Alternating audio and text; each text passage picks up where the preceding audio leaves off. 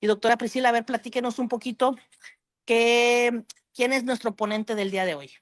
Claro que sí, doctora, con muchísimo gusto. Primero, darle la bienvenida a todos los que se están conectando, Ciudad de México, por ahí también tenemos de Ecuador, por ahí también tenemos de Paraguay que se están conectando. Muchas gracias, en verdad. Gente por ahí de Perú, gente también ahí de Honduras, muchas gracias por conectarse. Y pues obviamente a todos y cada uno de ustedes, que recuerden que esta familia de actualizaciones veterinarios fue creada precisamente por parte de las necesidades que nosotros tenemos en la clínica en el día a día. O sea, somos médicos veterinarios igual que ustedes, tanto la doctora Erika como yo, tenemos a esos clientes que de repente nos sacan ahí nuestras canillas, pero también tenemos a nuestros clientes con su suma responsabilidad y también con esos pacientitos que la verdad a través de nuestros años de carrera, de nuestros años como médicos veterinarios, la verdad nos da muchísimo gusto el poderlos atender y sobre todo actualizarnos y capacitarnos en esto que es la medicina veterinaria. Vamos a darle la bienvenida a mi queridísimo doctor Carlos Núñez, que no es la primera vez que lo tenemos aquí en la plataforma de actualización. Así es. Muy buenas noches, mi queridísimo doctor Carlos, ¿cómo te encuentras? ¿Qué tal? Muy buenas noches. Gracias por la invitación. Gracias a todos los colegas que se están ahí anotando, que están ingresando. Y como decían recién las doctoras, los esperamos en este curso que va a estar súper bueno. Me toca esta charla hoy, pero tenemos un conjunto de colegas, de docentes, colegas, que la verdad que van a marcar una diferencia. Así que están completamente invitados a participar de este curso. Muchas gracias, mi queridísimo doctor Carlos. Para nosotros es un placer, en verdad, un deleite tenernos en este curso. Por ahí, por favor, por si ahí no conocen al doctor Carlos o por si no saben por ahí de sus curiosidades, tiene un libro fantástico en lo que es el Atlas de Imagenología. Búsquenlo por ahí con nuestros amigos. Ya saben que tenemos a un amigazo acá en México que es nuestro queridísimo Nacho Libros. Búsquenlo con él o también con las distintas, la parte de las decisiones. Pero la verdad, ese libro se lo recomiendo 100%. Una neófita en esto que no sabía nada de ultrasonido. Cuando empecé a ver ese libro, vi la luz, literal, si así lo quieren ver, en verdad 100% recomendables, pero en lo que mi queridísimo doctor Carlos nos va compartiendo por ahí pantalla, yo les voy a platicar un poquito acerca de él. El doctor Carlos Núñez es egresado de la Facultad de Ciencias Veterinarias de la Universidad de Buenos Aires, Argentina, en el 2006.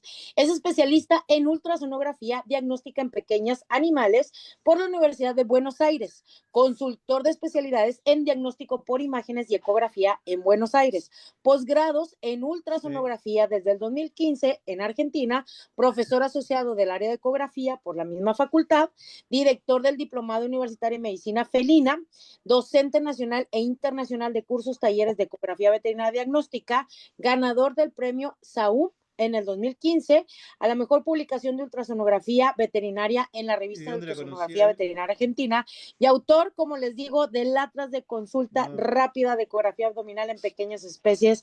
Su primera edición fue en el 2019, entonces en verdad búsquenlo, porque aquellos que la verdad de plano, yo sé que el ultrasonido a veces es digámoslo, si yo a veces lo veo como un juguete, pero es una herramienta fabulosa que en verdad se los prometo, cualitativo a más no poder y en verdad te saca de un montón de dudas. Entonces, si ustedes pueden, compren al menos ese libro, que aunque ustedes no tuvieran el ultrasonido, créanme que les va a ayudar con la parte de interpretación, fabuloso.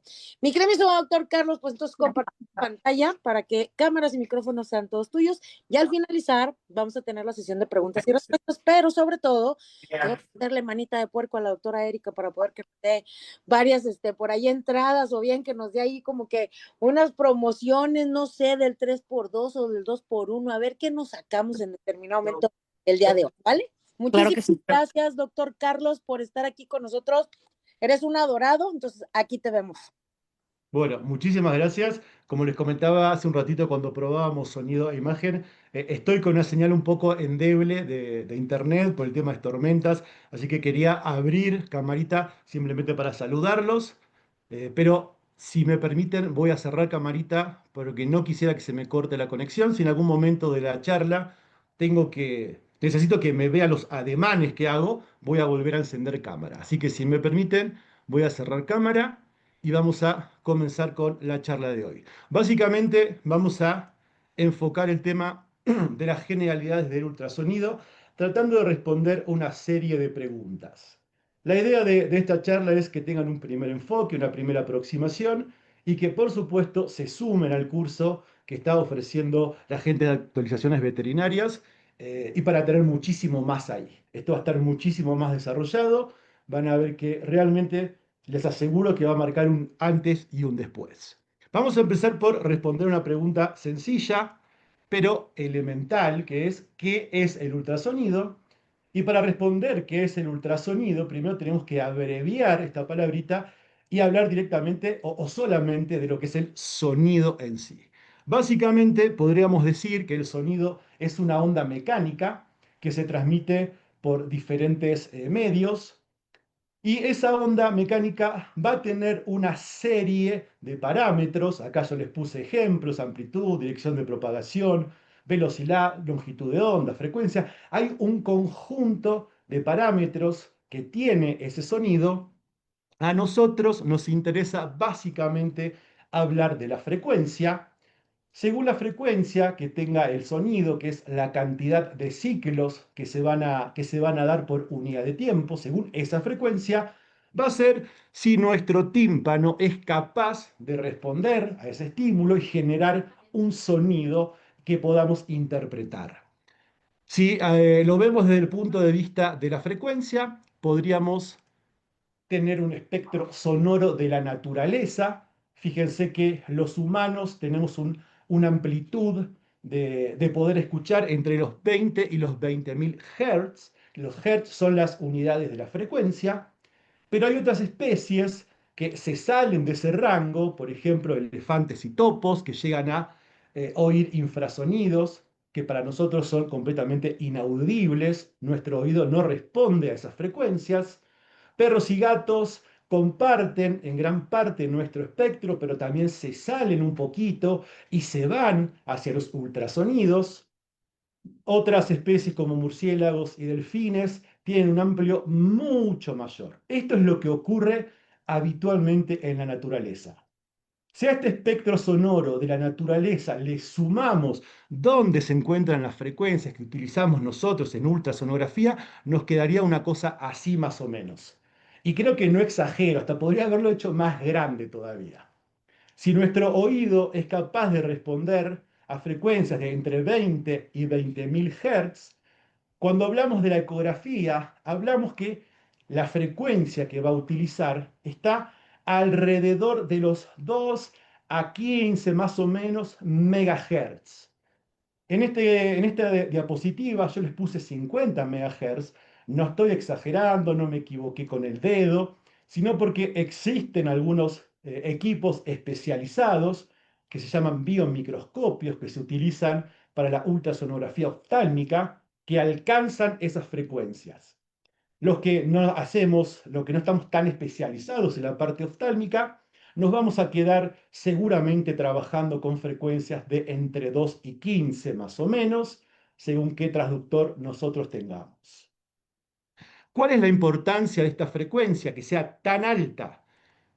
Esa frecuencia tan alta del ultrasonido significa que esa onda sonora tiene una baja longitud de onda y carga una alta energía. Estas tres características lo que hacen es brindarle a la onda ultrasonográfica una alta penetrabilidad. Esta alta penetrabilidad va a permitir que el sonido ingrese al paciente, que pueda atravesar tejidos blandos, atravesar líquidos, interactuar con las diferentes estructuras. Se va a generar eco en función de las diferencias de densidad. Ese eco va a ser devuelto al equipo y en función de eso se va a ir formando la imagen ecográfica.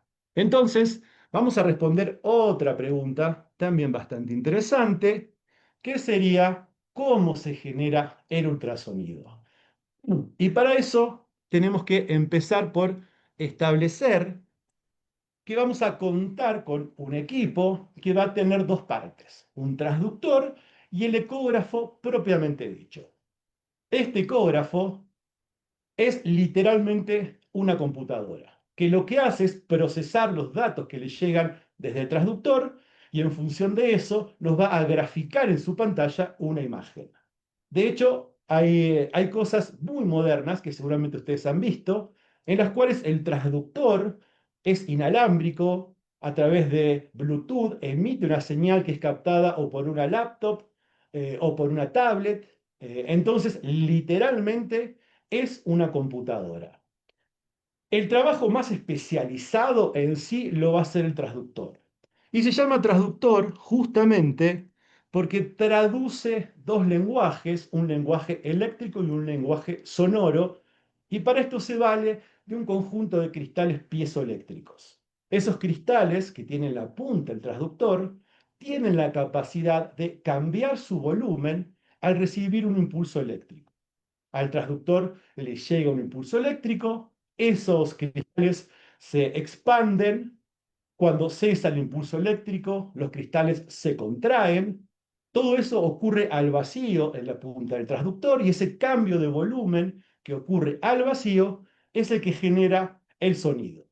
El sonido es emitido por el transductor, como les decía previamente, va a viajar dentro de los tejidos del paciente, va a rebotar en forma de eco, ese eco va a ser recuperado por el transductor que va a hacer el camino inverso. Ahora, del lenguaje sonoro va a traducirlo al lenguaje eléctrico, generando un impulso, ese impulso va a volver por el cable o por Bluetooth, va a llegar a ese ecógrafo propiamente dicho, ese ecógrafo va a analizar los datos y los va a representar en la pantalla del ecógrafo. Así que esto es algo que uno tiene que conocer. Por eso, por ejemplo, cuidamos tanto el transductor, porque tiene unos cristales que son bien frágiles en su punta. No se puede golpear, no se puede pinchar, no lo pueden morder. No puede ocurrir eso porque se perdería el vacío o se dañarían los cristales. Y todo esto, por supuesto, va a influir de forma negativa en la generación de la imagen. Otra respuesta que tenemos que dar es cuánto sabemos de la ultrasonografía diagnóstica. Y para esto voy a dejar de compartir un segundito esta pantalla. Les voy a pedir, ojalá estén mirando la charla desde una laptop para poder utilizar su celular. Les voy a pedir que ingresen a este QR.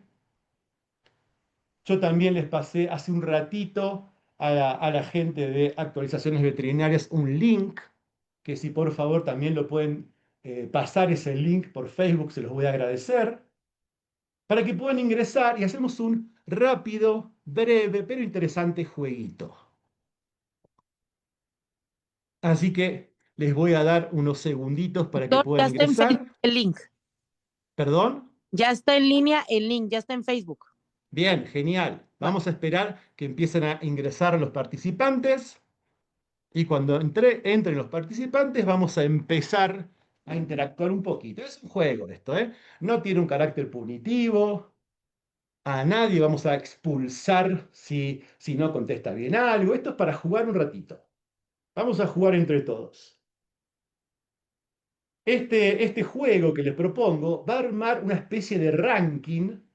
Y ese ranking tiene que ver con qué tan rápido responden la pregunta y también, por supuesto, con que la contesten bien. Así que traten de contestar bien y rápido. Y de esa manera van a ir ganando puntos. Les voy a dar unos segunditos más para que sigan ingresando, porque veo que hay 11 participantes, pero en Facebook hay más de 70, así que le damos unos segunditos más.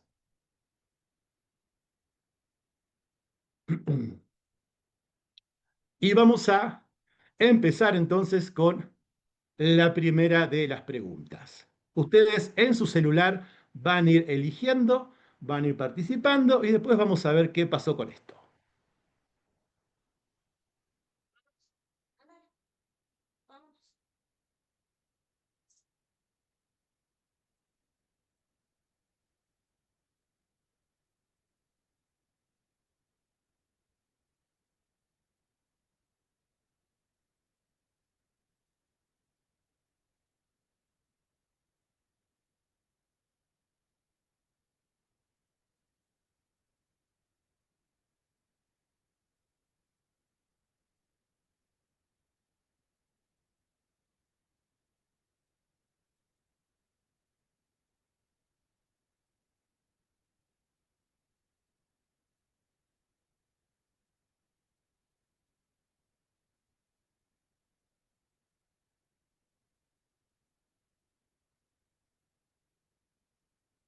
Ya voy a cerrar la participación.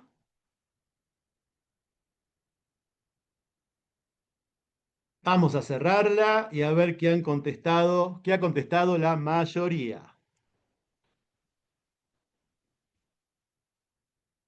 Ahí tenemos entonces, a ver, las respuestas.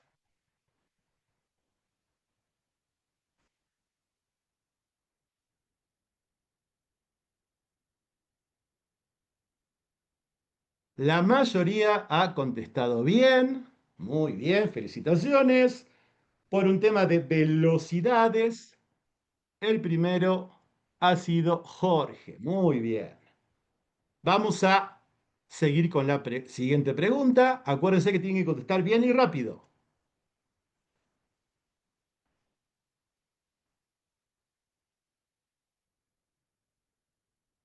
Ahí tienen otra más. Una de las finalidades de la ultrasonografía es lograr diagnosticar diagnósticos presuntivos o de certeza según cada patología en particular. ¿Qué me dicen? ¿Verdadero o falso? Recuerden que tiene que ser correcto y rápido.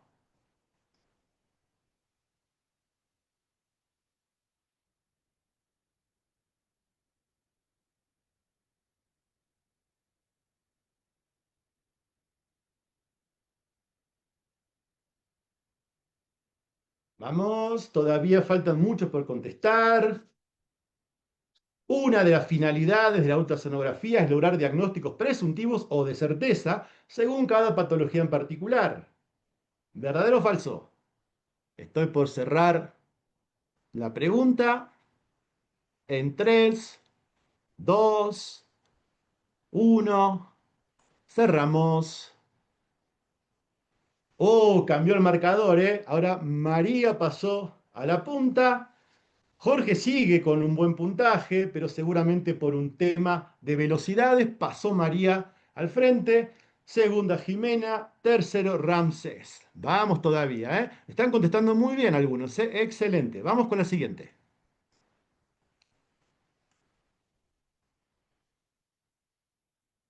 La ultrasonografía no permite detectar cambios anatómicos o funcionales. ¿Qué cambios no permite detectar la ultrasonografía? Vamos, rápido, rápido y correcto.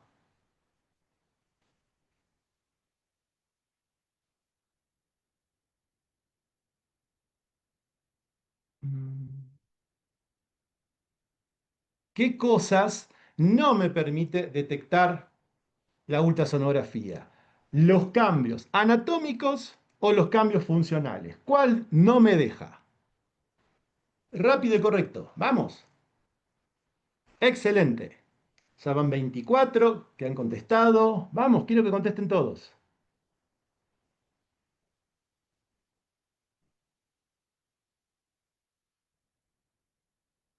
Voy a cerrar las respuestas en 3. Voy a cerrar las respuestas en 2. Voy a cerrar las respuestas en 1. Vamos a cerrar. Bien, muchos de vuelta han contestado correctamente. No deja detectar alteraciones funcionales. Quizás los podemos intuir, pero no podemos estar seguros. Cambia un poquito el marcador, ¿eh? Ahí Jorge va primero, Hilda va segunda, María va tercera. Bien, rápido y correcto tienen que contestar. Vamos a la siguiente.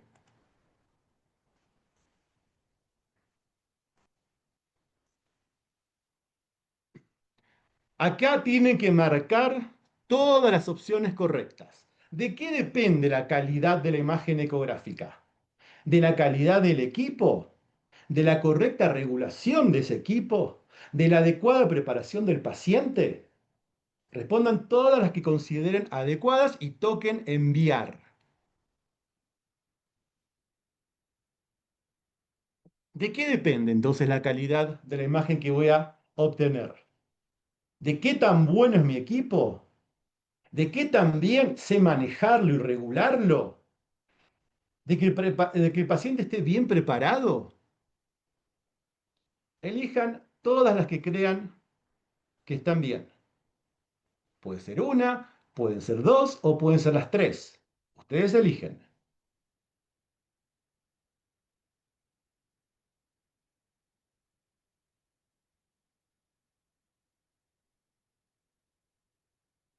Muy bien, están participando. Ahí veo que van llegando las respuestas. Excelente.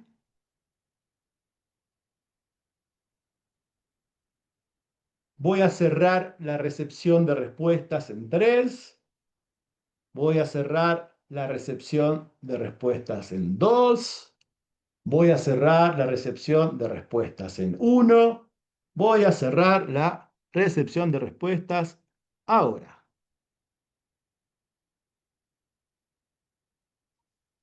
A ver qué ha contestado, perdón, la mayoría. A ver cómo les ha ido. La respuesta correcta eran las 3. La calidad de la imagen ecográfica depende de la calidad del equipo, claro que sí. Depende de que sepamos usarlo bien. Y también tiene que ver con la preparación con la que nos llegue el paciente al estudio ultrasonográfico.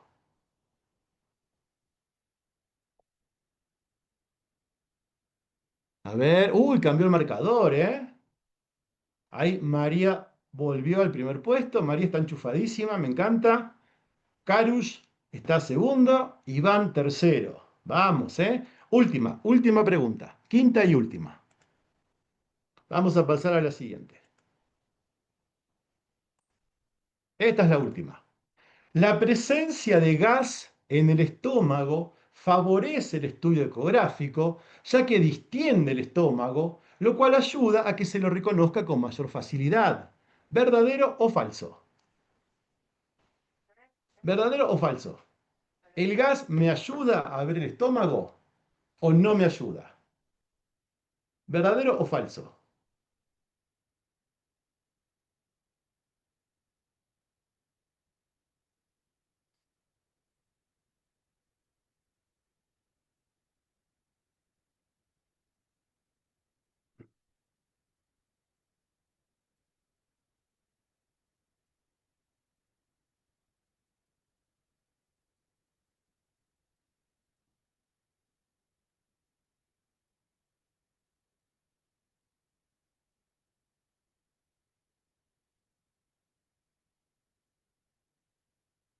Bueno, voy a ir cerrando la recepción de respuestas. Vamos a cerrarla en 3. Vamos a cerrarla en 2. Voy a cerrar la recepción en 1. Voy a cerrar la recepción. Ahí está. Karush pasó al primer puesto. Iván sigue segundo. Juan se sumó al tercer puesto. Y así quedó entonces nuestra tabla.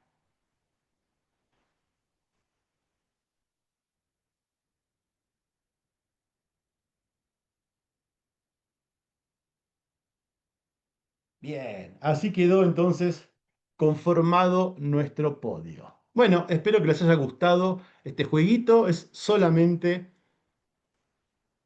con fines de ponerle un poquito más de diversión, poner un poquito más de onda. Y ahora vamos a aclarar algunos de esos puntos que hemos ido compartiendo en ese breve examen que hemos tenido recién. Espero que les haya interesado, así que vamos a seguir adelante. Bien, vamos a hablar entonces de cuál es la finalidad de este estudio. Básicamente, la ecografía persigue como finalidad última emitir diagnósticos. A veces van a ser presuntivos, a veces pueden ser de certeza, según cuál sea la patología. Eso responde un poquito a una de las preguntas que vimos recién en este jueguito que hicimos. Pero también nos va a permitir intervencionismo, o sea, no me voy a quedar solamente como un espectador mirando lo que pasa en el paciente, sino que puedo hacer más. Intervencionismo, por ejemplo, es tomar una muestra con una punción ecoguiada, que puede ser una punción con aguja fina, puede ser una punción biopsia, puede ser que tal vez vacío una estructura cavitaria que está generando algún trastorno en el paciente. Así que puedo tener diferentes alternativas. Para llegar de un punto al otro, necesito de una adecuada preparación del paciente, necesito saber de ecografía, necesito contar con la tecnología adecuada y necesito aplicar la ecografía, hacer la ecografía para aquello lo que está indicado. Hay un conjunto de respuestas que no vamos a poder dar. Por ejemplo, la funcionalidad que presente un órgano. Así que si a mí me llega una solicitud de ecografía en la cual me pide que evalúe, por ejemplo, el riñón, y una de las cosas que me pide es que le diga la funcionalidad, se lo voy a quedar debiendo, porque ecográficamente no puedo hacer esto. Habitualmente uno está muy acostumbrado a escuchar que la ecografía es operador dependiente. Y es cierto, pero en realidad estos son los 4 pilares que van a dar sustento al diagnóstico ecográfico. La preparación del paciente, los conocimientos del ecografista, la calidad del equipo y hacer un uso adecuado de ese estudio ultrasonográfico. Es cierto que es operador dependiente, pero no me pueden poner a mí todo el peso en los hombros. Depende de otras cosas también. Así que esto es algo para que lo tengan presente. En cuanto al uso adecuado, aquello para lo cual está hecha la ecografía, vamos a hablarlo un poquito más. Vamos a hablar de aquello que me va a permitir el estudio ultrasonográfico y de aquello en lo que no voy a poder participar. Quizás puedo acercar el diagnóstico, pero seguramente no pueda terminar de confirmarlo. Por ejemplo, puedo detectar líquidos, estructuras, órganos, flujos con el Doppler, puedo describir esas estructuras. Eso sin problema, puedo hacer mediciones, puedo comparar formas, puedo ver si se encuentra en la ubicación adecuada esa estructura. Todo eso sí lo puedo decir. Voy a poder sospechar de patologías y algunas otras reconocerlas directamente. A veces simplemente descartamos un conjunto de posibilidades y nos quedamos con 2 o 3 sospechas, pero tenemos algunas alteraciones que en la ecografía va a ser muy, muy específica. Y como les decía hace un ratito, también me va a permitir el intervencionismo, tomar muestras básicamente. ¿Qué no voy a poder hacer habitualmente por ecografía? ¿En qué me mete en problema el colega si me lo pide en su orden? Por ejemplo, si encontré ese líquido o encontré estructuras y el colega me exige de alguna manera que yo le hable de la naturaleza de ese líquido o de la naturaleza de esa estructura. Por ejemplo, yo en este paciente puedo detectar con bastante facilidad que hay líquido libre en la cavidad abdominal. Dada su ecogenicidad, puedo sospechar de un conjunto limitado de posibilidades, pero desde el punto de vista ecográfico, solamente con la imagen ecográfica, no voy a poder decir la naturaleza de ese líquido. Como les decía, seguramente pueda dar una serie de presuntivos.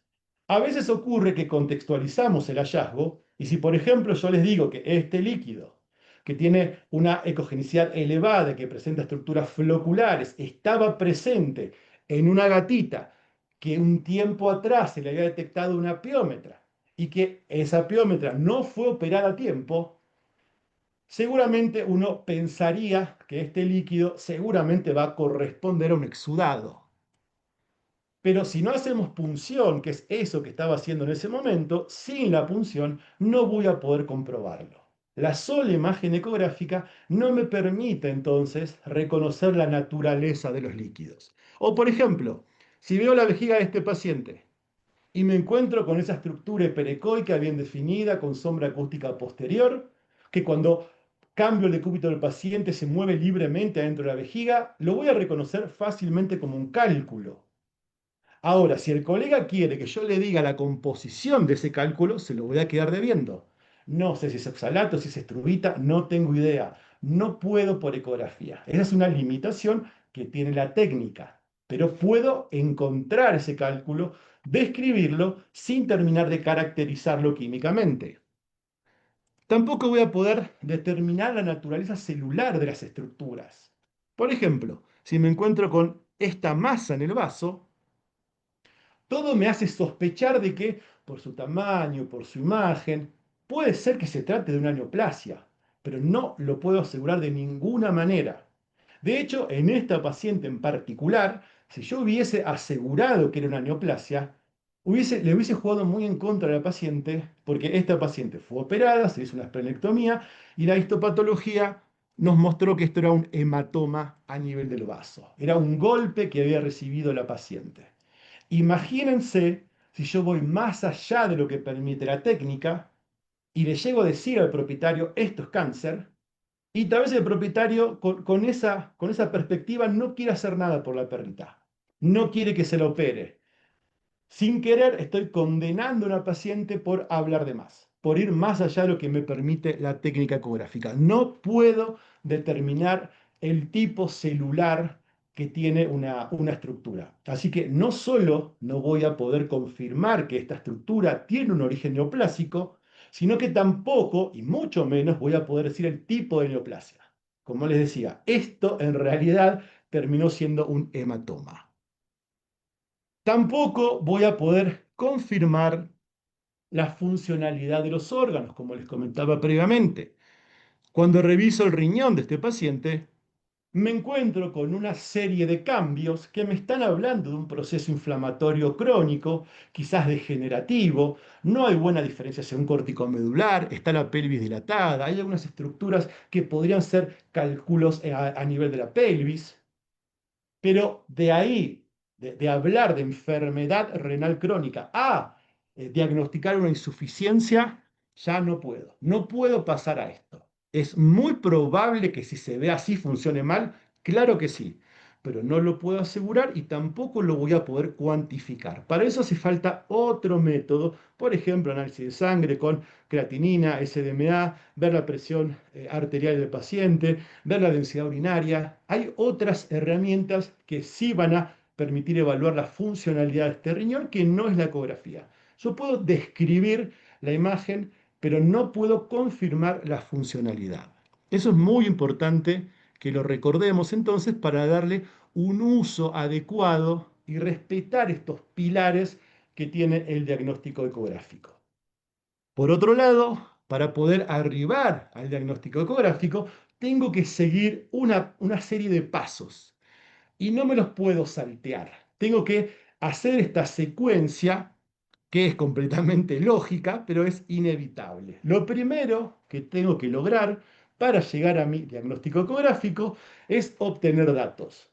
Básicamente, hacer la ecografía, evaluar los órganos, hacer diferentes cortes, recorrer las estructuras, hacer diferentes mediciones, hablar con el propietario, hacer un poco de clínica también, ver la reseña del paciente, tener en cuenta algún estudio que pueda traer el paciente previo, no solo ecográfico, también de sangre, también de orina. Todos esos datos, al juntarlos, me va a permitir hacer mejor el siguiente paso, que es la interpretación de esos datos obtenidos. Y todo esto no puede quedar solo en mi cabeza, sino que tengo que poder comunicarlo. La comunicación en la ecografía es elemental. Tengo que hacer informes ecográficos bien hechos, que se entiendan, con un lenguaje disciplinar, pero a la vez que sean fáciles de comprender. Con ecografía no ocurre quizás aquello que estamos acostumbrados a ver en radiología, que uno toma los estudios radiológicos y después, viendo la imagen, podemos interpretar, podemos llegar a un diagnóstico radiológico. En ecografía lo vamos haciendo milisegundo a milisegundo. Es un diagnóstico de tipo dinámico y tiene que ser así. Pero después yo tengo que poder comunicar eso al colega que me remitió el paciente. Tengo que poder decirle qué vi. Es como que yo vaya a ver una película al cine, me encantó esa película, entonces fui tomando fotos de diferentes momentos de la película y después me junto con ustedes y les digo, ¿saben qué? Vi una película, estuvo buenísima. Y para que ustedes entiendan la trama de la película, el argumento, yo les muestro 5 fotos de esa película. le muestro una foto del minuto 5, le muestro una foto del minuto 20, una foto del minuto 40, otra del 60, le muestro diferentes fotos estáticas, quietas, y les digo, ¿qué te pareció la película? ¿Te gustó? ¿Ustedes qué van a pensar? Que estoy loco. Uno no puede entender el argumento de una película solamente con un conjunto de fotos que uno ha tomado. Lo mismo ocurre con la ecografía. No puedo interpretar qué tenía ese paciente con una serie de fotos nada más. El diagnóstico lo voy haciendo en vivo, en movimiento, de manera dinámica, viendo qué estoy viendo, para dónde estoy apuntando, qué tanto estoy apretando, si sacudo, si no sacudo, si le duele al paciente, si no le duele. Todos esos datos los va recolectando el ecografista milisegundo a milisegundo y después tenemos que hacer una especie de sinopsis de esa película para que el otro entienda. Le voy a mostrar las fotos de la película, pero le voy a hacer un resumen de esa película. Ese resumen de la película es el equivalente a mi informe ultrasonográfico. Entonces vamos a intentar responder cómo puedo obtener estos datos ecográficos de manera correcta. Uno de los puntos a considerar es la adecuada preparación del paciente, que va a incluir ayuno, tanto de sólido como de líquido, unas 6 a 8 a 12 horas, según si es perro o es gato. Pero fíjense que también puse barra estómago e intestinos vacíos, porque a veces ocurre que sí le hacen el ayuno, sí le sacan la comida, sí le sacan el líquido, pero un rato antes del ultrasonido lo llevan a correr al parque. O me lo llevan al consultorio en el auto, le bajan la ventana y va, saca la cabeza y va ladrando a todo lo que pasa, va tragando aire, esa aerofagia distiende el estómago y respondiendo a otra de las preguntas del juego que hicimos hace un ratito, el gas no es amigable con el sonido. El gas no deja pasar el sonido, lo rebota, lo devuelve. Así que el paciente tenga un correcto ayuno sólido y líquido, que se hayan esforzado al hacer eso los propietarios, pero me llegue con el estómago completamente lleno de gas, me puede llegar a traer algunas alteraciones a la hora de querer realizar el ultrasonido. No suele ser necesario, pero a veces podemos dar algún antiflatulento. No suele ser necesario, pero se podría indicar un enema al paciente, pero como les digo, no suele ser un requisito. Habitualmente nos podemos arreglar simplemente con que le hagan ayuno sólido y líquido y con que no lo hagan jugar un rato antes de la ecografía. Vamos a solicitar retención urinaria, 2 a 3 horas. Menos de eso, la vejiga está tan vacía que no la puedo recorrer con facilidad. Mucho más de 3 horas va a estar tan llena que quizás el paciente se siente incómodo al realizar el estudio ultrasonográfico, quizás hasta se orina durante la ecografía arriba de la camilla, así que 2 a 3 horas estamos más que bien. Por supuesto, todo esto es con criterio médico. No tiene que ser en el 100% de los pacientes. Por ejemplo, si es una hembra en el último tercio de la gestación y tiene una camada muy grande, no le voy a sacar la comida. Que coma tranquila y yo veo cómo me arreglo. Si estoy en una zona que hace muchísimo calor, es muy seca, no le voy a sacar el agua. Que le den agua y yo después veo cómo me arreglo. O sea, todo esto siempre es con criterio médico. También está indicado el tema de rasurar el paciente o hacer tricotomías, y esto tiene que ver con que yo necesito realizar un correcto acoplamiento. El transductor en su extremo tiene una gomita, que esa gomita tiene que estar en íntimo contacto con la superficie del paciente. En el medio no tiene que quedar pelo, suciedad, no tiene que haber nada. Solamente gomita del transductor, gel de conducción ultrasonográfica y piel del paciente. A veces puede ser que se encuentren con alguna situación en la que no pueden perder tiempo. Quizás en una urgencia uno no se pone a rasurar el paciente, uno actúa como puede, con la velocidad necesaria para intentar salvar esa vida. O puede ser que les toque a algún propietario que directamente les diga a ustedes, no se puede rasurar. Es un animal de exposición, no lo puedes rasurar. Entonces, en esos casos, podemos proteger al transductor, Ese transductor lo podemos proteger con fundas ecográficas especialmente hechas para ecografías como esta que ven en la pantalla. Si no consiguen fundas, pueden usar un condón. Traten que ese condón no tenga mucho producto químico. No compren con espermicidas o con ese tipo de productos. O si no, pueden usar un film de cocina. O si no, pueden usar simplemente un guante de látex. La cosa es proteger el extremo del transductor.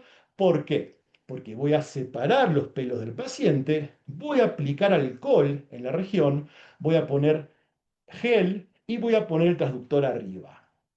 Con el uso continuo del alcohol, con el contacto, con esa gomita que tiene la punta del transductor, existe la posibilidad de que se seque, se resquebraje y se rompa el extremo del transductor. No es frecuente, no es común, pero si todas las ecografías que ustedes hacen, supónganse que tienen la posibilidad y la suerte de tener muchísimo trabajo, y hacen 20 ecografías por día y todas las hacen con alcohol y en ninguna protegen el transductor, ese transductor va a tener una vida útil muy reducida comparado con un transductor que esté protegido. Seguramente ustedes se encuentren con colegas que les digan, hace 10 años que uso alcohol y no protejo el transductor y no se me rompió, y seguramente no les van a estar mintiendo, pero también se van a encontrar con algún colega que les diga, después de un año de usar alcohol se me rompió el transductor. Y como yo no sé a cuál de esos dos grupos voy a pertenecer, si al que no se le rompe o al que se le rompe con facilidad, prefiero no arriesgar mi herramienta de trabajo y protegerla. Un transductor sale mucho, cuesta muy caro, miles de dólares cuesta un transductor, y un guante de látex no vale nada comparado. Así que protejan el transductor, tengan cuidado. Si ocasionalmente van a usar alcohol, tampoco se preocupen tanto. O sea, tampoco si les llega una emergencia, una urgencia. Tampoco pierdan tiempo en ponerse a enguantar el transductor, porque si tiene contacto una vez con alcohol, seguro se rompe. Eso no va a pasar. Entonces, en esa urgencia, actúen rápido, usen alcohol sin protegerlo, que seguramente no va a pasar nada. Y ni bien terminaron, sí higienizan, limpian la punta del transductor. Y siempre que puedan, siempre que tengan tiempo, traten de protegerlo. La sedación también es con criterio médico. Hay colegas que prefieren trabajar con el paciente sedado porque es mucho más manejable. Personalmente no prefiero eso. Prefiero que una buena sujeción mecánica, que alguien lo tenga. Entonces, por ejemplo, en donde trabajo tenemos un archivo en PDF que se le brinda a los propietarios con tiempo, donde tienen detallados todos los pasos, todos los preparativos, todas las condiciones del servicio, etcétera. Y una de las cosas que dice remarcada es que a la ecografía tienen que asistir al menos dos propietarios que sepan manejar al paciente, para que lo puedan tener sobre la camilla. Habitualmente, me animo a decir que más del 80% de los pacientes se logra ecografiar de manera adecuada con una buena sujeción física. Ocasionalmente algún paciente que pueda ser muy agresivo, que pueda lastimarse él mismo, que pueda lastimar a algún ayudante, que me pueda lastimar a mí, que me pueda romper el equipo, que esté demasiado inquieto, ocasionalmente sí requiere sedación. O si vamos a hacer intervencionismo, necesariamente hay que sedar al paciente. Si tengo que hacer una punción de algún órgano parenquimatoso, no solo sedación, muchas veces es anestesia lo que se hace a ese paciente. Pero en la ecografía habitual, la de todos los días, ya les digo que la mayoría de los pacientes no requiere sedación. Con una buena sujeción física alcanza. Incluso los gatos. Incluso los gatos. Créanme que obtengo muy buenos resultados con la mayoría. No con todos, con la mayoría de los gatos sin tener que sedarlos. Bueno, voy a aprovechar y pedirles que el que quiera se descargue con este QR una infografía que les armé. Y como les decía, voy a aprovechar para tomar un poquito de agua. Les doy unos segunditos para que puedan descargarlo.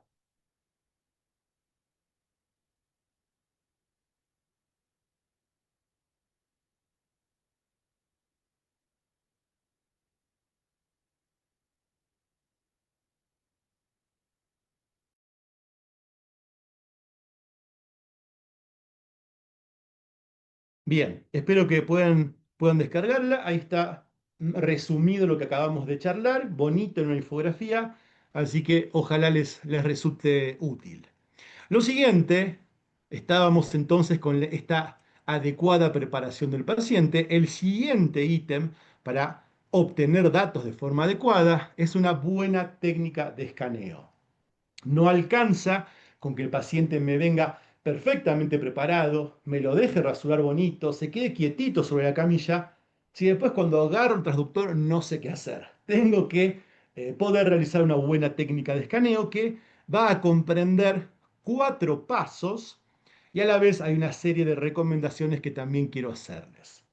La técnica de escaneo requiere desplazamiento. Ustedes se imaginen que vamos a estar evaluando órganos tridimensionales a partir de cortes bidimensionales. Así que no puedo hacer un solo corte en la mitad de ese órgano y querer realizar un diagnóstico correcto con esa sola imagen de ese solo lugar. Tengo que moverme para craneal, para caudal, para lateral, para medial. Tengo que desplazarme en todos los sentidos que pueda. Una vez que realizo eso, voy a rotar el transductor. Quizás si originalmente estaba en un corte longitudinal de ese órgano, voy a pasar a un corte transversal y en ese nuevo corte transversal voy a volver a desplazarme. Así que voy a hacer todos estos movimientos, tanto en corte longitudinal como en corte transversal.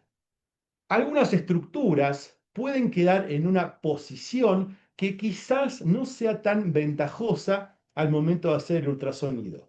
Quizás porque se encuentren en alguna localización que no tenga un correcto acceso.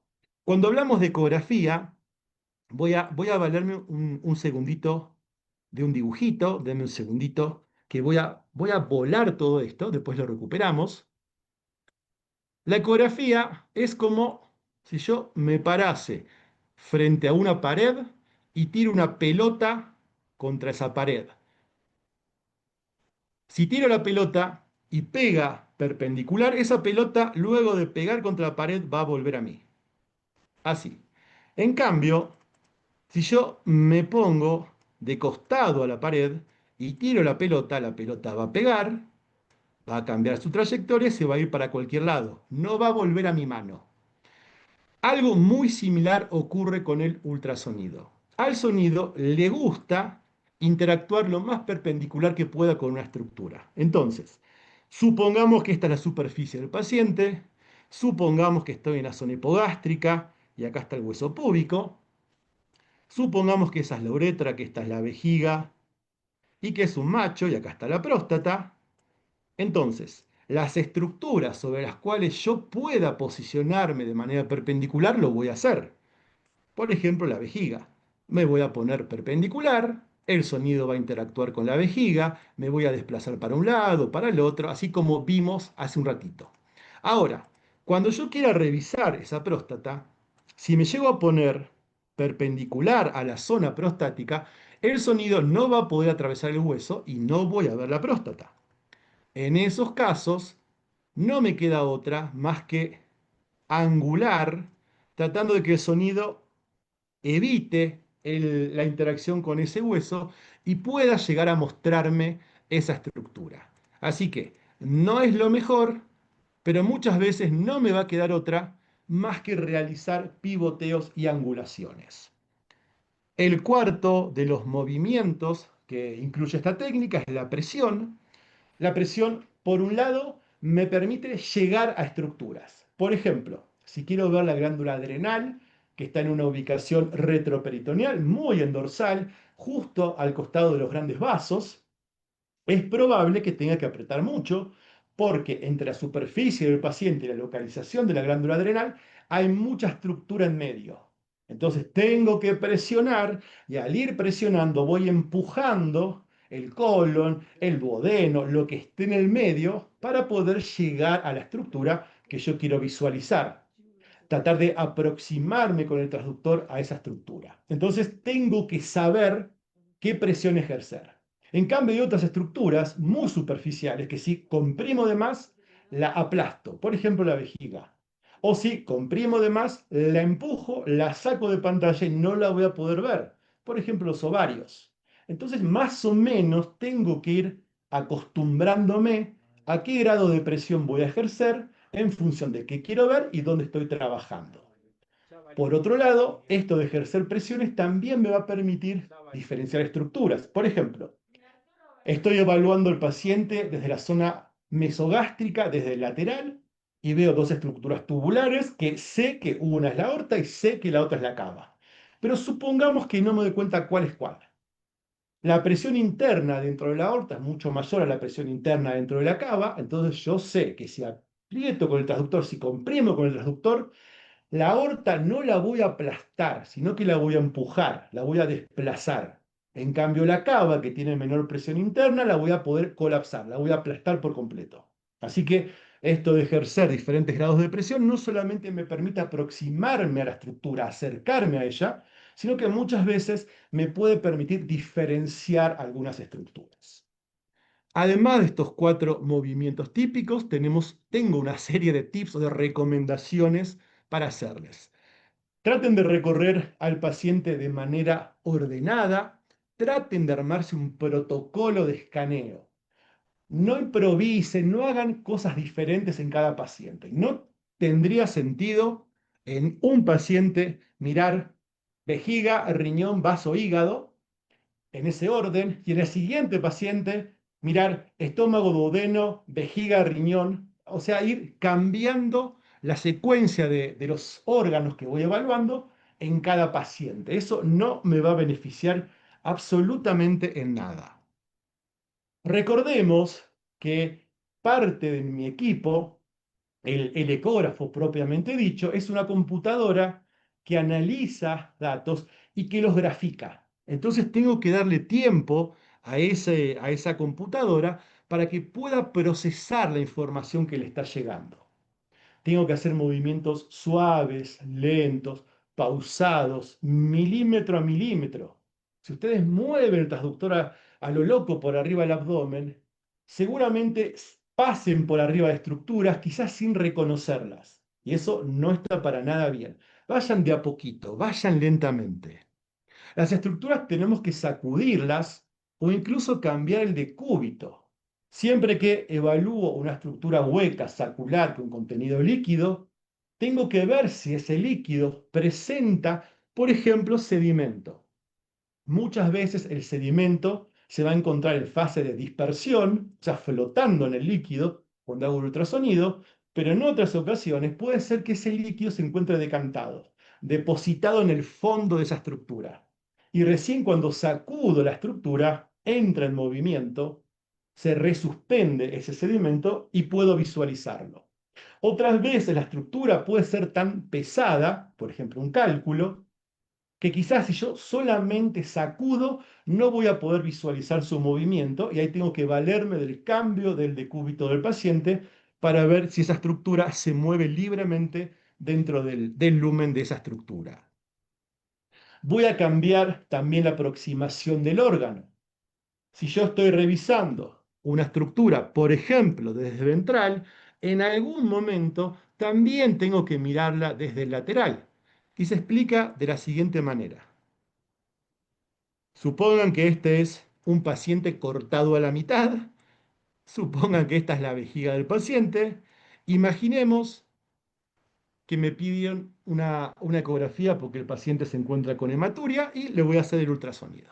Supongamos que la hematuria se debe a un nódulo en una de sus paredes y que yo hago una primer aproximación desde ventral.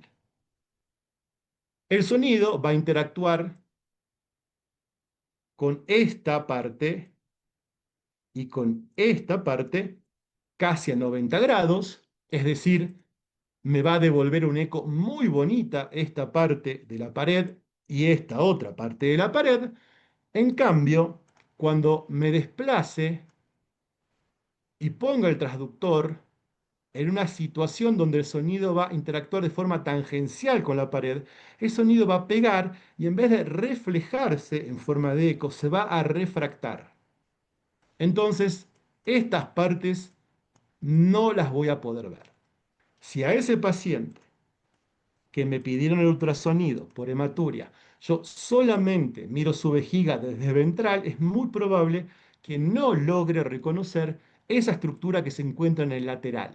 Recién cuando venga desde el lateral y evalúe esa estructura, esa zona de manera perpendicular, ahí voy a tener un muy buen eco y por lo tanto la imagen que se va a formar me va a mostrar de una manera muy detallada esa estructura. Así que no alcanza con mirar los órganos desde una sola ventana, desde una sola aproximación, aunque sea un segundito, me voy a cambiar a otra aproximación y voy a mirar esa estructura desde otro ángulo para ver qué dato me está faltando, qué dato no me podía mostrar previamente el ultrasonido por la manera que tenía de interactuar el sonido justamente con esa estructura.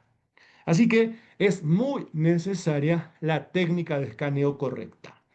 El siguiente de los puntos para una correcta obtención de datos, una correcta ecografía, es, por supuesto, conocer la anatomía y conocer las patologías.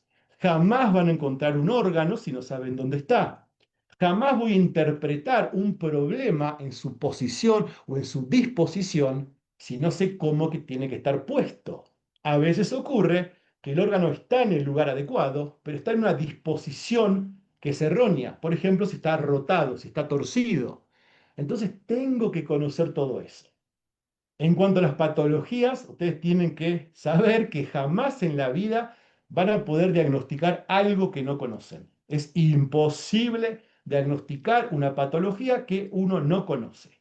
Así que si alguno de ustedes tiene intenciones de dedicarse de lleno, 100% a la ecografía, no va a alcanzar con que se entrenen solamente en ecografía, con que estudien solamente ecografía, sino que van a tener que de vez en cuando hacerse un cursito de otra cosa.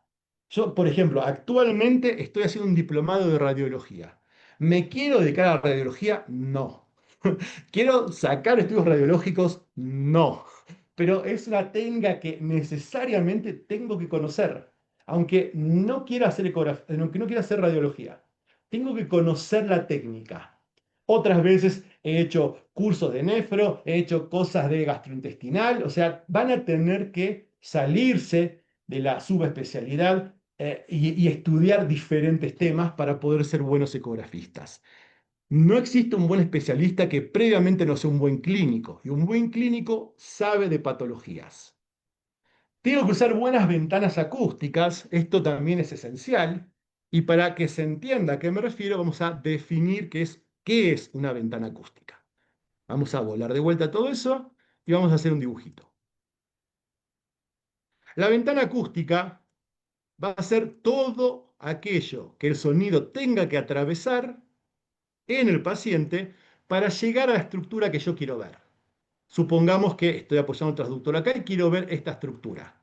Bueno, todo lo que el sonido atraviesa de ida y todo lo que el sonido, el eco, atraviesa de vuelta, esa va a ser la ventana acústica. Hay ventanas acústicas que son muy buenas para el sonido, por ejemplo, las que tengan líquido, las que sean de tejidos blandos. Hay ventanas acústicas que son intermedias y hay ventanas acústicas que son pésimas, como por ejemplo aquellas que involucran huesos, estructuras muy densas, mineralizadas o gas. Todo eso no va a ser una buena ventana acústica, todo eso no va a dejar pasar el sonido de manera adecuada. Otra cosa que también tiene que influye en la ventana acústica es el largo del recorrido. Si este paciente tiene una estructura acá y después tiene otra en esta otra situación, y supongamos que este tejido es exactamente igual, supongamos que es tejido adiposo, esta segunda estructura se va a ver favorecida porque es menor el recorrido que tiene que hacer el sonido de ida y es menor el recorrido que tiene que hacer el ultrasonido de vuelta.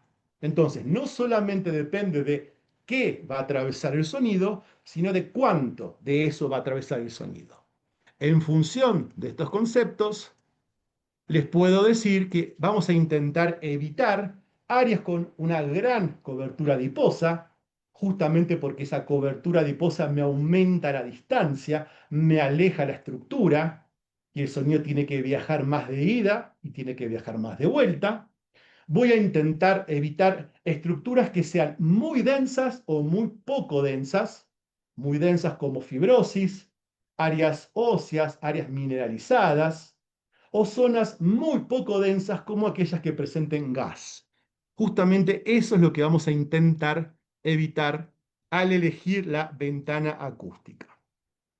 El último de los puntos que quiero mencionarles es conocer el equipo y saber regularlo. Es una muy mala costumbre que tenemos los veterinarios, le digo porque a mí también me pasó, yo me hago cargo de comprarnos el equipo, conectarlo a la fuente eléctrica, encenderlo y querer que ya salga funcionando así y haga magia. Y eso no va a ocurrir.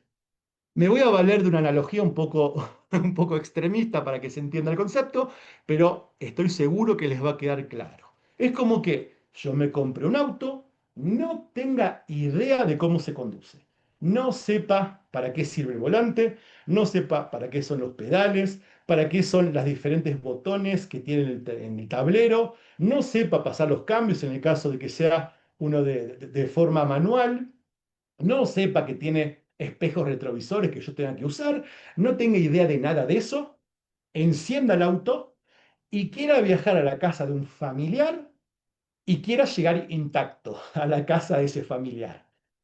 Seguramente, y con mucha suerte, si ese auto avanza, lo primero lo que seguramente va a ocurrir es que me va a chocar contra lo primero que pase.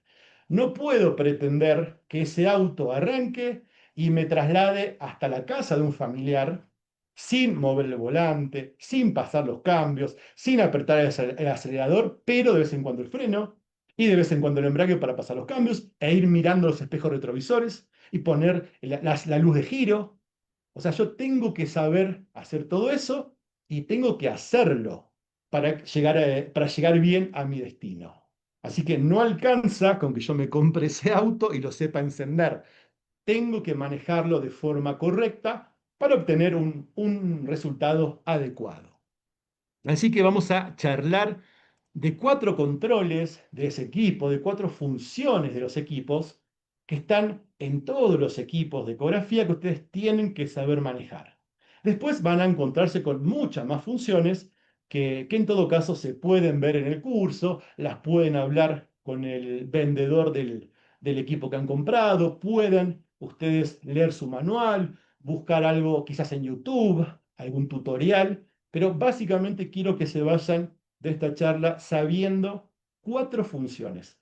Con estas 4 funciones, ustedes van a poder manejar mucho de la calidad de la imagen, de lo que nosotros en ecografía denominamos resolución. Una buena resolución es aquella que me va a mostrar a mí la pantalla del equipo con gran calidad qué está pasando adentro del paciente. Si el paciente tiene un conjunto de estructuras muy cercanas y el equipo me puede diferenciar esas estructuras y yo puedo individualizarlas y ver cada una de ellas, esa es una buena resolución. En cambio, si el equipo, ese conjunto de estructuras, me las muestra como si fuese una sola, sin individualizarlas, yo estoy perdiendo información. Así que manejando estos controles, ustedes van a poder mejorar la calidad de la imagen, obteniendo una buena imagen, haciendo una buena interpretación, van a poder llegar a esa cima de la escalera que era el diagnóstico ecográfico. El primero de los puntos que ustedes tienen que reconocer, la primera de las funciones es la profundidad de escaneo, que en algunos equipos va a aparecer con la palabra profundidad directamente, en otros puede aparecer abreviado como prof, en otros puede estar en inglés, tip. No importa cómo el equipo lo denomine, todos los equipos tienen la función de profundidad.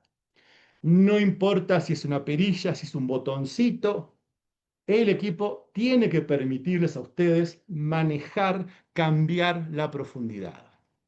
El siguiente de los puntos, después de reconocer dónde está esa función, dónde está el control que me permite manejar la profundidad, es saber cómo tengo que regularla. La idea es lograr que en la imagen de mi ecógrafo la estructura que quiero evaluar ocupe la mayor parte de la pantalla y que debajo de esa estructura no me sobre demasiado pantalla.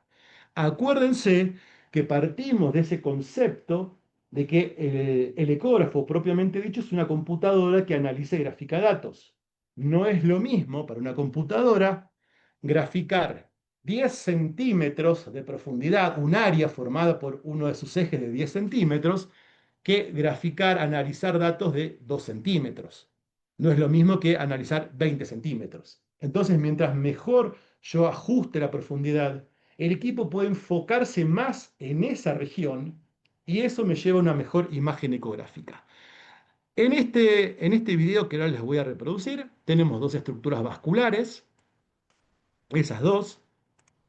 Fíjense que están ocupando la mayor parte de la pantalla, o sea, cumple con uno de los preceptos, y de la parte más alejada de esta estructura, hacia abajo no sobra tanta pantalla. Cumple con la segunda de las cuestiones que les mencionaba, que ocupe la mayor parte de la pantalla y que no me sobre pantalla debajo de la estructura. Esta es una buena profundidad para evaluar esos dos vasos sanguíneos. Ahí reduje demasiado la profundidad. Fíjense que al costado de la imagen tenemos una escala de profundidades. Ahora estoy trabajando más o menos a 3,5 centímetros de profundidad. Y ahora lo que hago es reducir esa profundidad tanto que directamente no veo las estructuras. Esto obviamente no me sirve. Esto me serviría, por ejemplo, para ver la pared de este paciente, para ver su subcutáneo, pero no para ver esas dos estructuras vasculares. Ahora van a ver que empieza a aumentar la profundidad. Vean cómo la escala empieza a aumentar. Ahí volvemos a la profundidad adecuada para las estructuras. Y ahí ya me estoy pasando. Esto ya, la verdad que no sirve de nada. La estructura queda chiquita acá arriba, pequeñita, y toda esta parte, toda esta área, no cumple ninguna función diagnóstica, pero estoy haciendo que el equipo la analice. Así que no tiene sentido que que obtengan este tipo de imagen. La idea, como les decía, es que la estructura quede lo más grande en la pantalla, que ocupe la mayor parte de la pantalla y que abajo de la estructura no sobre demasiada pantalla para que el equipo no esté analizando de más. El segundo de los parámetros que ustedes deben poder ajustar es el foco. El foco es más sencillo. En algunos equipos va a aparecer con la palabra foco, en otros como focus, y en algunos equipos, por ejemplo en algunos modelos de Mindray, aparece como FPOS, que es la posición del foco. De vuelta, no importa cómo lo mencione el equipo, no importa si es botón, si es perilla, si está a la izquierda, a la derecha, arriba, abajo, no importa. Ustedes localicen la función, el botoncito que les permite cambiar, que les permite manejar esa función y lo van a ajustar de la siguiente manera. Van a poner el foco a la profundidad de aquello que ustedes quieren evaluar. El foco habitualmente lo van a ver sobre la escala de profundidades como un triangulito. En alguna otra marca tal vez es una flechita. En otra marca tal vez es como si fuese un dedito apuntando. Eso es propio de cada marca y de cada modelo, pero va a tener un foco. Ustedes al girar esa perilla o al apretar ese botoncito, lo que van a hacer es que el foco se vaya a una posición más superficial o a una región más profunda. Lo que tienen que hacer es poner el foco lo más cercano a la profundidad de la estructura que ustedes quieren ver. Esto que está en pantalla es una vejiga, este es el útero. Entonces, si yo quisiera ver la pared dorsal de la vejiga o el útero, voy a poner el foco más o menos por acá. Está bien. Ahora, si quisiera ver con mayor definición la pared ventral de la vejiga, tal vez me convendría poner el foco a este nivel. O si quiero ver alguna estructura que está dorsal a la vejiga, sería abajo en la imagen, voy a poner el foco como por acá abajo. Lo que no estaría bien es poner el foco acá abajo si lo que yo quiero ver está acá arriba. Así que tienen que ir moviendo, ajustando la profundidad y el foco en función de qué quieren ver ustedes. Como verán, esto de regular el equipo no tiene un preseteo perfecto. Yo no puedo brindarles a ustedes una suerte de tabla donde diga, perros de hasta 5 kilos van a poner la profundidad a este nivel, el foco a este nivel, para perros de 5 a 10 kilos de esta otra manera, eso no existe. Lo van a tener que ir ajustando paciente a paciente, región a región y estructura a estructura. Habitualmente cuando hacemos la ecografía, la mano más hábil, por ejemplo la derecha en los diestros, está manipulando, manejando el transductor, y la mano menos hábil, que sería la izquierda, está en el equipo continuamente cambiando las funciones del equipo, continuamente. La tercera función, ya regulamos la profundidad, ya regulamos el foco. La tercera opción va a ser la frecuencia.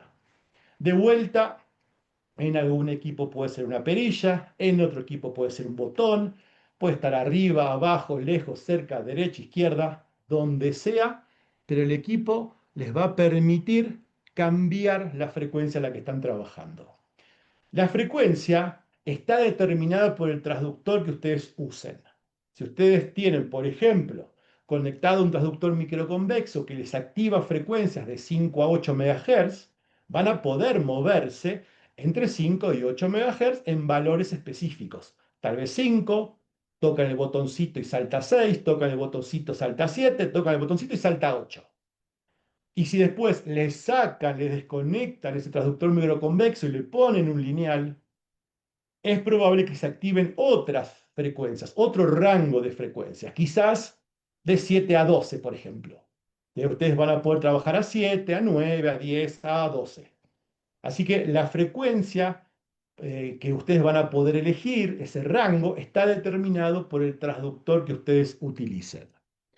¿Cómo la vamos a seleccionar? Tiene que ver mucho con a qué profundidad está lo que yo quiero ver. Para no complicarlos demasiado, la regla suele ser que aquellas estructuras que se encuentran a poca profundidad, aquellas estructuras que estén superficiales, las voy a evaluar con una frecuencia alta, y las estructuras que estén más profundas con una frecuencia más baja. No depende directamente del tamaño del paciente, sino de qué quiero ver en ese paciente. Si a mí me llega un San Bernardo de 80 kilos y quieren que revise un testículo, el testículo está tan superficial que por más que el perro sea gigante, yo puedo usar una frecuencia bien alta, 10, 12, 15 MHz, porque para llegar al testículo, el sonido tiene que atravesar el escroto y ya llegó al testículo, ahí nomás se encuentra. En cambio, si después se va ese San Bernardo y me llega un caniche de 8 kilos, que está gordito, y que quieren que yo le revise, por ejemplo, el hígado, en ese paciente que es muchísimo más pequeño, seguramente no puede usar una frecuencia tan alta como la que usé para ver el testículo del San Bernardo, que era muchísimo más grande. Así que acuérdense que directamente va a depender de qué tan superficial o profundo está lo que yo quiera ver. No depende tanto del tamaño del paciente, sino de a qué profundidad tiene que llegar el sonido. Mientras más superficial sea, más puedo subir la frecuencia. Eso me genera una mejor resolución de tipo axial. Se va a ver más bonita la imagen. Mientras más profundo está, voy a tener que bajar la frecuencia. A pesar de que no se vea tan bonito, por lo menos voy a lograr una imagen. Ya regulé profundidad, foco, frecuencia. Si la imagen que me muestra la pantalla ya se ve bonita, ahí me quedé. Ahí sí empiezo a trabajar. Pero a veces ocurre que luego de regular profundidad, foco y frecuencia, la imagen quedó o muy oscura o demasiado brillante. En ese caso, voy a regular la ganancia. La ganancia suele aparecer en los equipos con la palabra gain. Es una perillita habitualmente que la puedo girar en sentido horario, aumentando la ganancia, o la puedo girar en sentido antihorario, reduciendo la ganancia. Para que ustedes entiendan el concepto, la ganancia se mide en decibeles al igual que el volumen de la radio, el volumen de la televisión. Y el concepto es muy similar. Y vamos a usar esa analogía para entender cómo voy a regular la ganancia. Si yo enciendo la televisión y ya se escucha bien, no toco el volumen. Si está muy bajito el volumen y no llego a escuchar, ¿qué hago? Subo el volumen. Si está demasiado fuerte el volumen, si distorsiona, si no entiendo bien qué ocurre por lo alto que está el volumen, ¿qué hago? Bajo el volumen. Algo similar vamos a hacer con la ganancia. Si después de haber regulado la profundidad del foco y la frecuencia, a mí me resulta en la pantalla una imagen oscura, ¿qué voy a hacer? Subir la ganancia. Si al haber regulado profundidad, foco y frecuencia me queda una imagen muy brillante, ¿qué voy a hacer? Bajar la ganancia. Hasta que en la pantalla vea una imagen con grises lo más parejos, los más armoniosos posibles. Una imagen con muy baja ganancia se va a ver tan oscura que pierdo detalle, pierdo información. Una imagen con una ganancia muy alta se va a ver tan brillante que nuevamente pierdo imagen, pierdo definición, pierdo detalles y puede ser que me equivoque en el diagnóstico que esté haciendo. Acá empezamos, es un video, fíjense, empezamos con una ganancia de 0. Aquí arriba a la derecha ven G0 es ganancia 0. Fíjense que prácticamente no se ve, no se entiende, no permite un diagnóstico. Y van a ver qué ocurre cuando empieza a subir la ganancia, cómo empieza a aparecer la imagen. Ahora, si una vez que aparece la imagen y me da esa pantalla armoniosa, llena de grises, yo sigo y sigo y sigo subiendo la ganancia, voy a hacer que la imagen se vea tan brillante que de vuelta pierdo información. Así que voy a intentar utilizar la menor ganancia posible que a mí me permita ver las estructuras. Esa sería entonces la manera de regular la ganancia. Profundidad, la profundidad lo que hago es setearla de la manera que la estructura se vea lo más grande de la pantalla sin que sobre pantalla debajo. El foco voy a tratar de ponerlo a la profundidad de aquella estructura que quiero revisar. La frecuencia la voy a regular en función de qué tan profundo está lo que quiero ver. Si está superficial, alta frecuencia. Si está profundo, baja frecuencia. Y la ganancia en función de cómo se ve esa pantalla en cuanto a grises. Si están muy apagados, la pantalla muy oscura, voy a subir la ganancia. Si la pantalla está demasiado llena de brillos, voy a bajar la ganancia. Bien.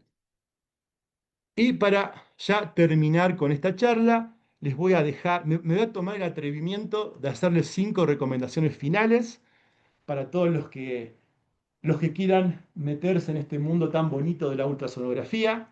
El primero de ellos es que no se dejen presionar, trabajen tranquilos, trabajen a su ritmo, no hagan las cosas apuradas. A veces ocurre que bueno, uno tiene que vivir, tiene cuentas que pagar. Quizás a muchos nos ha pasado de que nos llegaban 20 ecografías y uno las quería hacer todas, pero también de esa calidad eran. Tal vez no eran tan buenos los resultados que obteníamos. Con el tiempo he ido comprobando que en realidad yo prefiero la calidad antes que la cantidad. Prefiero trabajar tranquilo, hablar con el propietario, revisar al paciente y hago una primer pasada tal vez con un microconvexo y si no me convence, le meto el lineal y le hago Doppler y hablo con el propietario y le pido que me muestre los resultados, saca el celular, los busca, me muestra análisis de sangre y de esa manera, trabajando más tranquilo, obtengo muchos mejores resultados que quizás no se traduzcan en tanto beneficio económico, pero sí es una gran satisfacción saber que pude ayudar a ese paciente. El segundo de los puntos es que es súper sano saber decir que no. No sé, no puedo, esto no me parece ético. Habitualmente ocurre que culturalmente nos han inculcado que el no es algo como incorrecto, es algo mal visto, que uno tiene que tratar de ser flexible, te dicen, pero en realidad están intentando que siempre digamos todo que sí, y yo les puedo asegurar que es completamente sano saber en qué momento decir que no y mantenerse en esa postura. No se dejen presionar. Si ustedes no quieren hacer algo, si hay algo, ustedes les dicen, esto no lo tengo que punzar, si meto una aguja acá, esto no va a terminar bien, no se dejen presionar y no lo hagan. Digan que no y mantengan ese no. Lo siguiente es una muy adecuada comunicación con el colega y con el propietario. Y cuando hablo de comunicación, acuérdense que más del 70% de nuestra comunicación es no verbal. Así que una cosa es lo que yo les voy a transmitir oralmente o de manera escrita y otra cosa es lo que les voy a transmitir con mi manera de actuar. Así que está prohibidísimo hacer una ecografía, por ejemplo, y ver una masa y poner cara de dolor, hacer, ay, como, ay, me duele lo que estoy viendo, porque le estoy comunicando a ese propietario con mi manera de actuar, con mi onomatopeya, le estoy indicando que lo que tiene ese paciente es extremadamente grave. Y después, ¿cómo lo convenzo de pasarlo a una cirugía? ¿Sí? Yo ya con mi expresión, con mi cara, con mi gesto de dolor, le estoy dando a entender que lo que tiene ese paciente es insalvable. ¿Para qué va a gastar en una cirugía? ¿Para qué va a hacer las cosas que yo le estoy pidiendo? Imagínense si esa masa que les mostré hace un rato a nivel del vaso, que resultó ser un hematoma, pero se veía horrible, estaba muy grande, estaba heterogénea, había un hemoabdomen, o sea, todo hacía pensar en un posible angiosarcoma. Imagínense, se le hacía la ecografía y al ver esa masa, yo le ponía mala cara al propietario, hacía un gesto de dolor, ay, pobrecito perrito. Después, ¿cómo le pedimos a ese propietario que financie todo lo que tiene que pagar? Estudios, transfusión, cirugía, la recuperación, la hospitalización, el histopatológico. ¿Cómo le hago entender que todo ese gasto tiene sentido si ya con mi cara y con mis gestos le dije tu perro se muere seguro? Así que muchísimo cuidado con la comunicación. El siguiente punto se desprende un poquito de esto y es la empatía con el paciente y con el propietario. Muchas veces, colegas, les va a tocar dar malas noticias. Yo donde estoy trabajando, hace 3 años más o menos, hace más de un año que se está enfocando mucho en la parte oncológica, entonces muchas veces me toca dar malas noticias. Paciente que tal vez presenta un nódulo superficial, me piden ecografía para ver si hay inicio de metástasis y tener que decirles que sí hay inicio de metástasis no es bueno. O un paciente que tal vez a la palpación encontraba en una masa en determinada región abdominal, hacer la ecografía y reconocer esa masa, mostrárselas, explicar la situación al propietario, muchas veces no es nada grato. Así que tienen que practicar la empatía. Cuando uno se recibe de veterinario, estas habilidades blandas no las hemos aprendido a lo largo de la carrera. A veces vienen con uno o las ganamos por obligación, por subsistencia. Así que les conviene ir practicando la empatía de a poquito y ejercerla con cada uno de los pacientes y con ese entorno familiar. A mí me tocó vivir hace unos cuantos años, como 10 años más o menos, uno de mis perros, que se llamaba Puré, tenía un nombre hermoso, Puré se llamaba, que resultó que tenía un hemangiosarcoma esplénico y terminó falleciendo después de eso. Así que yo entiendo totalmente al propietario, a la familia de esa mascota, el dolor que sienten. A mí me dolió muchísimo apoyar el transductor en la panza del perro, encontrar el abdomen lleno de líquido y una masa gigantesca heterogénea cavitada a nivel del vaso y decir, ay no, ¿por qué tiene esto mi perro? Pero bueno, son cosas que tocan, que a nosotros nos van enseñando, así que les sugiero que sean muy empáticos con el paciente, trátenlo bien y también con los propietarios. La comunicación es todo. Porque lo más importante para nosotros es el paciente. Tiene que ser el paciente. No hay otra opción. Lo más importante para el veterinario, para el ecografista, es el paciente. Bueno, colegas, con esto llego al final de la charla. Espero que les haya gustado. Ahí tienen nuevamente los datos del curso que va a comenzar en poquitas semanas. Están invitados. Sepan que yo voy a estar participando en varias clases, así como otro conjunto muy especializado de docentes. y les va a ser extremadamente útil este curso. Si a alguno le interesa la ecografía, también permítanme los organizadores compartir mis redes sociales por si quieren seguirme en redes sociales, están invitados. Bien, Erika, Pues, llego al final de la charla con esto. Espero que les haya gustado, que les resulte útil y muchas gracias por la invitación nuevamente. claro que sí, doctor Carlos Núñez, en verdad la plática sensacional. Estos últimos tips, la verdad que nos dan muchísimo más allá de unos principios básicos de ecografía. Y en verdad los invitamos, los animamos a que tomen este curso donde en verdad, como vieron en la charla el día de hoy, el doctor Carlos tiene muchísima experiencia, es